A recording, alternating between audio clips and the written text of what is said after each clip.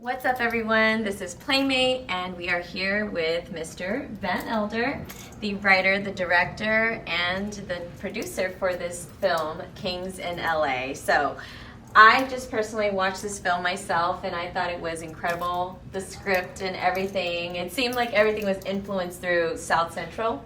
Is that where you're from? Basically, yes. South Central by way of Compton, California, which is the southernmost part of LA County, kind of where South Central starts. South Right. Central, Watts, Compton, all in the same area. Beautiful. So can you tell us a little bit just about what inspired you, the script, and just the process in that?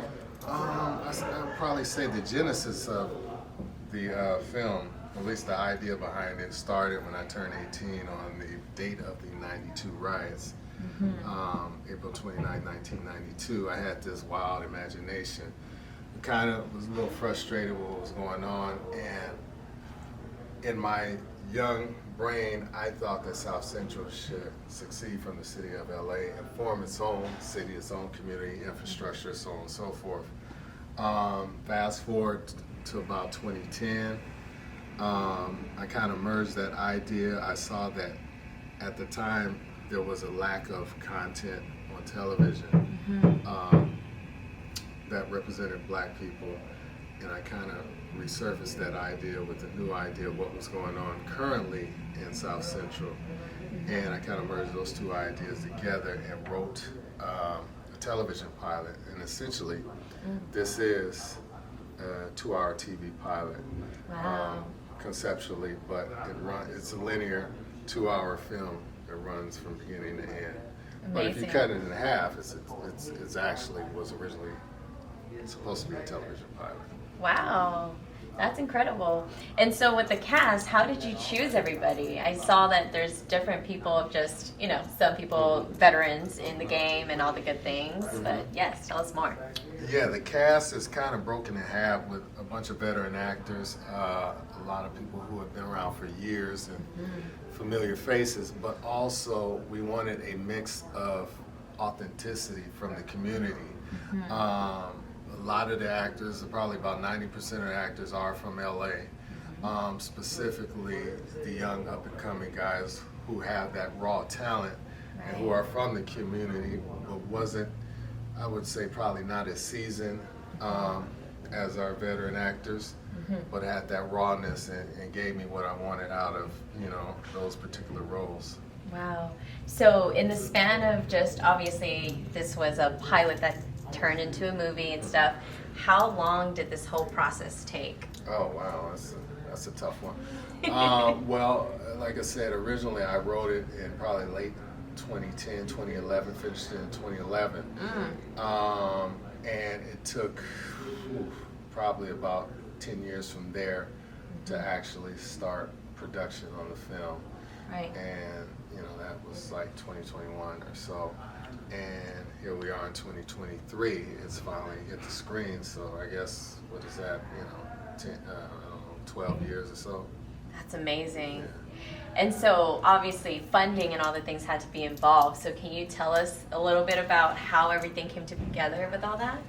Yeah, funding, that funding came internally. It was, I put all of my resources together. I kind of, I don't say raise the funds because the funds essentially came from me. That's but, beautiful. Yeah, and like I said, it's a 10-year process, so I had time to get all the money together and kind of save up and, take proceeds from different places, within my own resources. That's great. Yeah, so it was self-financed. That's amazing. So then would you say that parts of the movie and stuff were things that you've been through yourself, or how personable was that to you? Yeah, I would definitely say there's a little bit of part of me from firsthand, as well as from friends. Some of the characters are drawn from real characters that I grew up with and people that I've met throughout life. And I just take different pieces of things and build upon them. But yeah, pretty much the majority of the characters are all inspired by people I've come across, at some point in my life. I love that. So I noticed that the ending of the movie, it kind of has a little cliffhanger. So is there going to be another one, or what are your plans on that? Well, yeah, we'll go back to the original thing I said in terms of it being a pilot.